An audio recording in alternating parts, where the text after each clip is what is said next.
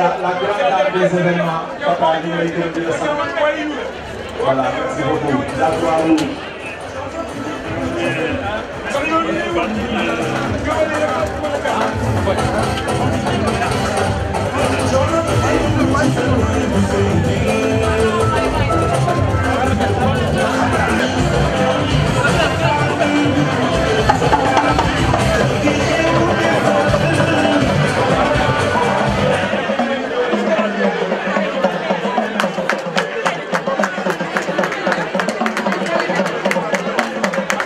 lii nag pàcc la ci li ICS di def ci gox bi wax ngeen ko léegi RSE département bi nga xam ne madame Sandrina Gomes moo ko jiite ànd si ak équipe bi yëpp ñi ngi di def di jotale loxo ICS ak loxo salarié ICS yëpp ci dëkk yi ci gox yi ci tund yi ba nga xame ne ku ci ne fi nga xam ne ICS mën na la ca féete te mu ànd ak si politiku RSE wu ICS ku nekk jot ci lépp dafa mënul sotti ci benn at lépp dafa mënul sotti ci benn weer moo tax waxtaan bi ñuy am at yu ne saa su ne di leen déglu di déglu mairie yi di déglu chef de village yi di déglu imam yi di déglu abbé di déglu représentant jeunes yi représentant famille agriculture ak administration bi nga xam ne moo ñuy encadré dafay tax ku ci ne li nga xam ne mën nañ koo def ngir jàppale la ñu def ko ci loo xam ne dina antu te dina dëppoo sa mbébét ak sa bëgg-bëgg bésu tey ji nag bésu sargal la ak bésu sant la te kuy sant ba sant fekk la ci daaw nga war a gën a sant ICS ak daaru benn jëmm la ICS ak arrondissement Meewaan benn jëmm la bon nag lépp li ñu def fii mën nañ jàpp ne bépp dëkku arrondissement bi lañ ko defal waaye sant nañu yàlla bi nga xam ne mën naa wax ne Babacar Fall mii toog nga xam ne moo yore usine bi defe naa ne usine bi daaru la tudd daaru 1 et daaru 2 bon nag yéen yaayal di ICS ñun ñooy daaw loolu lu muy gën a firndeel moo di ne ay nit bu ñu àndee ànd bu yàgg mbokk la te ànd bu yàgg mënul am te yaatu xol yaatu dënn mënu koo lal ak lu jamono wëlbatiku ñooy mës a ànd duñu tax xumu bon nag li ñuy gën a def mooy soññ suñu bopp ci di teg lépp loo xam ne mën nañ koo teg ci kaw dëggu ak di jëf luy rataxal diggante bi ndaxte fii jàppoo jàppante ak jàppalante moo fi xaj bon nag ñu ngi leen di sant ci seen taxawaay di leen wax ne joxuñu leen suñu loxo dañ leen jox suñu bopp bon li ngeen xam ne am ngeen ko ci ay mbébét lépp luñ ci mënti def bu doon fukk la bëgg nañ def téeméeram àddina nag dafa baaxoo lu ne bu ko yàlla sante bu ko yàlla bëggee bu ko yàlla dogalee ci lay am waaw loo teel a xëy ak loo guddee bu ko yàlla dogalul da nga ciy yàgg rek. li ma mënti wax mooy santé ci boppam ci kanaw lu yore askan la kazalika éducation muy yar kazalika yëngutu muy liggéey bon ñett yooyu buñ ci taxawee ñun ñëpp ànd teg administration ànd teg mairie yi ànd teg partie prenante yëpp lu ñuy mën a yëkkati mu jug loolu nag dina am ci kanam tuuti bi fi mujjee ànd ak ministre de l'environnement wax nañ ko ay jotaay yoo xam ne jotaay waxtaan la ak planifier ensemble lu ñu mën a def ba nga xam ne ku ci ne loo mënti yàkkamti di nga mën a yaatal keneen koo xam ne xëj na moo la gën a soxla waaw te loolu ci waxtaan rek la xaj. ñoo ko moom daaru ñoo ko moom kon ñoo ci war a jàpp ñun danañ gën a defaraat suñu taxawaay waaye yéen tamit yéen population daaru na ngeen ci jàpp. Et monsieur le maire, comme je l'ai dit tantôt dans mon discours, yéen tamit bàyyiwuñ leen te bu leen ñu bàyyi parce que ça c'est une continuité. Nous avons besoin de médicaments, nous avons encore besoin de matériel. Donc, nous restons à l'écoute aussi. Et d'autres partenaires qui sont là. Fii yaakaar naa ni li fi yeewu ci doomu daaru yàlla may leen teranga war ngeen di ñëw di gëstu poste bi. C'est important. C'est pas parce qu'aujourd'hui ICS a construit ça que nous croisons les bras déedéet. Mais le poste de santé dafa am nu muy toogee dafa am aussi ay limites ñu ngeeg personnel boo xam ni ñaar dong la fi état di fay alors que ñu ngi ci fukk ak ñetti nit ñoo xam ni ñooy yeewu fi di fi liggéey chaque jour di fi dang-dangi di rouler ci ay garde te ñooñu ku ci nekk tey père de famille nga wala mère de famille li ci des yëpp ñu ngi koy jëlee ci biir pourcentage yu recette bi am ci poste bi te médicament doo ko laal recette ticket dongo ngay laal mu nekk lu néew kon yaakaar naa ni ñun li ñuy jànkonteel il faut aussi que des fois nit ñi ñëw c'est vrai qu'il y a des bonnes volontés qui sont là pour la santé mais bonne volonté aussi je pense que dafa war di ñëw tamit vers nous parce que ñun tamit man damaa ñaan ruus am na loo xam ni boo fa yeggee da ngay taxawaat kon yaakaar naa vraiment ki bëgg santé bëgg jàppale war ngeen a war a ñëw ci ñun di waxtaan ak ñun ñu vraiment ñu diisoo ngeen xam lan mooy suñu priorité parce que fii je pense que li fi yeewu aussi ci cadre war na mën a projet de maternité bii nga xam ni ba tey j'y tiens parce que ICS rénové na maternité bi dëgg la mais comme je le disais tantôt à la délégation de la visite la maternité n'est pas aussi dans les normes parce que maternité dafa am nu muy tëddee espace bii ngeen gis ci ginnaaw def nañ fi devis pour maternité et tout am na partenaire boo xam ni mi ngi taxaw moom nee na taxaw na pour joxe matériel mais en matière de construction moom il peut pas agir donc ñu ngi woon di wut ba mairie ne dafay jël engagement joxe ci 10 millions kon li ci des war na mën a génn ci biir population bi jàpp leen ci bëri na ñi fi yàlla may tuuti jàpp leen ci ñu réaliser maternité boobu parce que tam am na loo xam ni vraiment ñun ñoo war a njëkk jiitu ñeneen ñi doog a ñëw kon vraiment loolu moo doon sama cri de cœur tey mais di leen sant di la di gërëm. lii ñun ñoo ko moom tabax nag ba mu rafet baax na waaye li ko gën a baax mooy bu déwénee bu ñëwee fekkaat ku melaat nii bu déwénee bu ñëwee fekkaat ku mu gën a rafet nii te ku ne da ci am lu mu ci war a joué moo xam CRAD muy association des cadres de Darou Khoudoss ñoo am si seen loxo jot fu bari ma xam lu bari lu ñu dajoon pour dispensaire bi mën a taxaw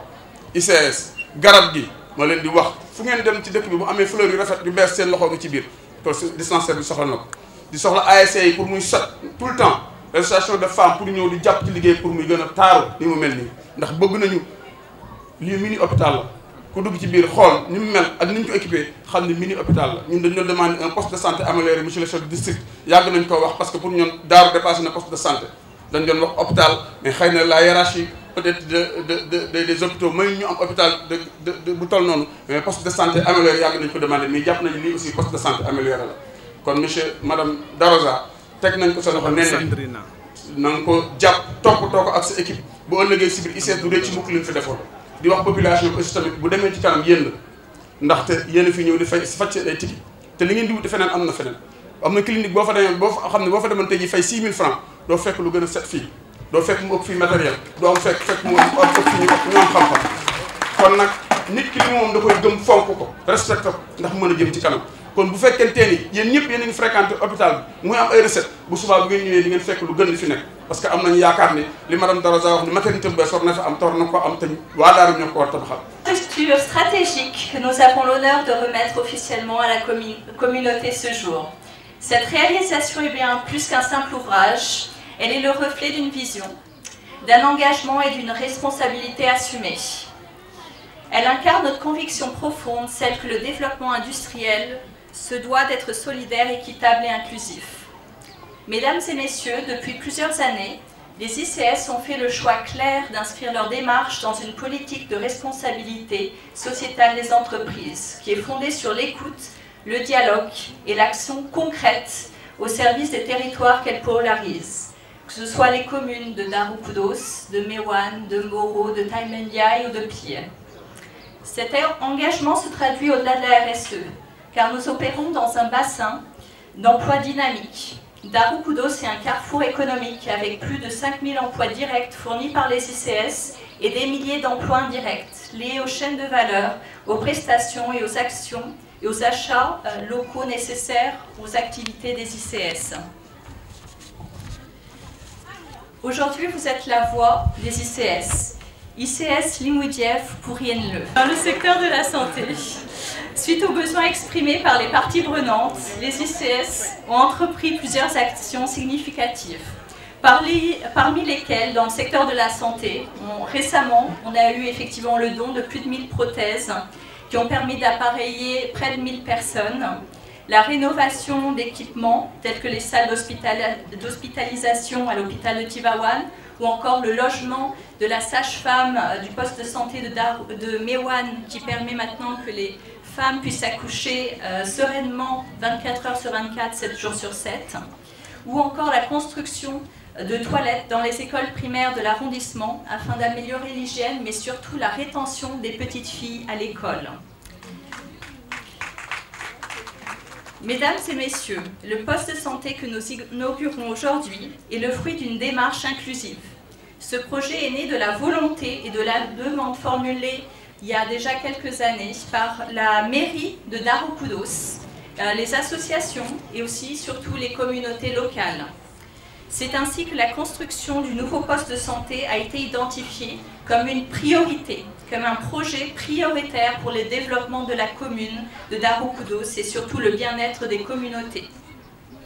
Donc depuis 2023, le processus a commencé avec plusieurs réunions avec toutes les parties prenantes, que ce soit encore la mairie ou les communautés, afin d'aboutir à ce projet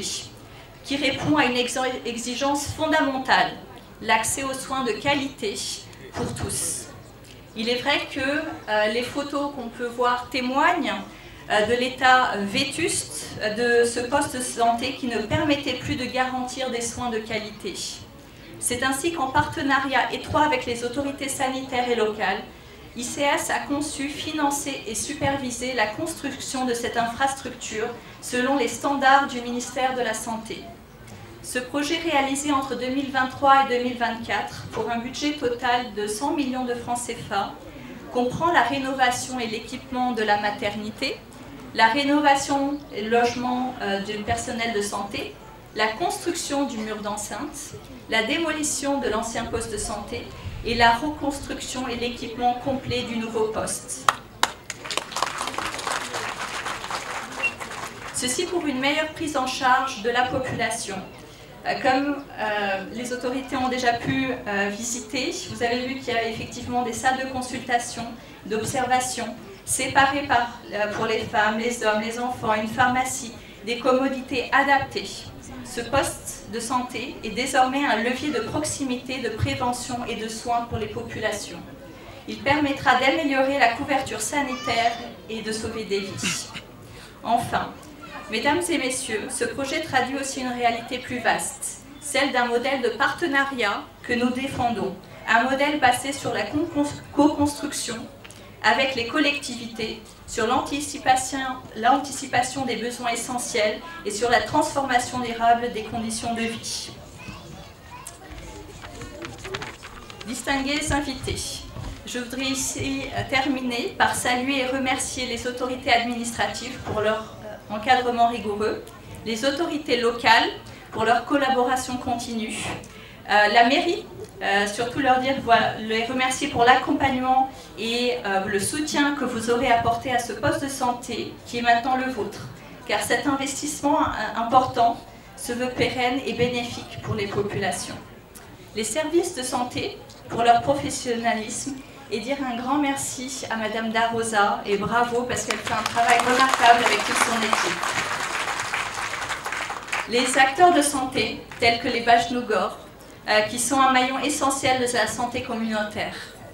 Et surtout les communautés, sachez que cet établissement de santé de qualité est pour vous, pour votre santé, votre bien-être. Nous sommes confiants que vous le fréquenterez et qu'il vous apportera une grande qualité de soins. Je vous remercie de votre attention. Djeredjef, Gunakien Befao. Le bijou que nous avons aujourd'hui devant nous, que nous inaugurons, qui est un milieu dédié à la santé,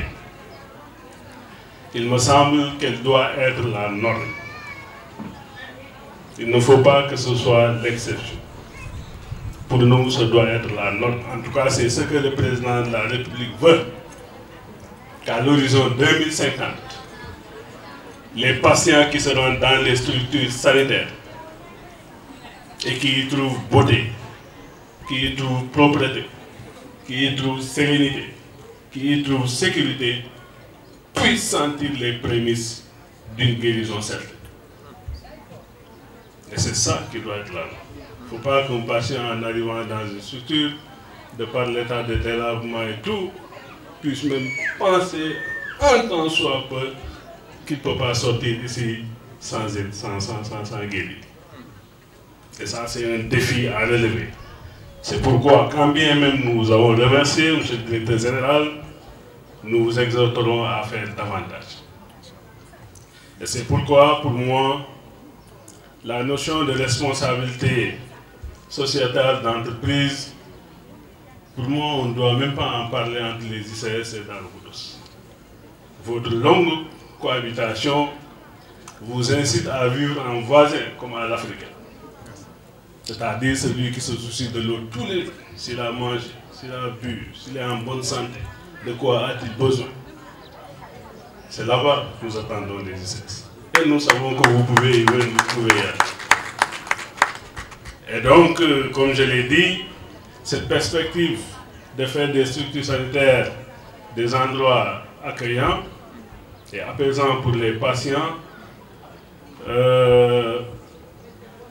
en tout cas, cette perspective-là, l'État seul ne peut pas y arriver.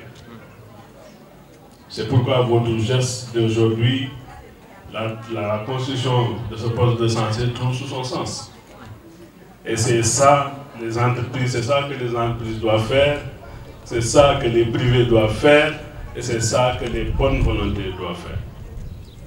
La communauté aussi a le devoir d'y contribuer. J'ai beaucoup aimé les gestes que le curé a fait durant les moments de tension, que le directeur de l'école aussi a accompli durant ces moments de tension. Pour voir les aussi d'autres rek di xaar ñu defal wala aw ma dara non directeur bu toogoon ne aw ma dara li mu def du ko def curé bi tamit bu toogoon abe ne aw ma dara li mu def du ko def ku ci nekk li la yàlla wërsëgale as néew am nga ci loo mën a comp ni ko wolof yi di waxee def ko ci askan bi bu foloon question de volonté rek la li ci des accompagnement bi ñoom ICS indi ñu dugal ci suñu loxo su ko defee yëpp mën a jàppandal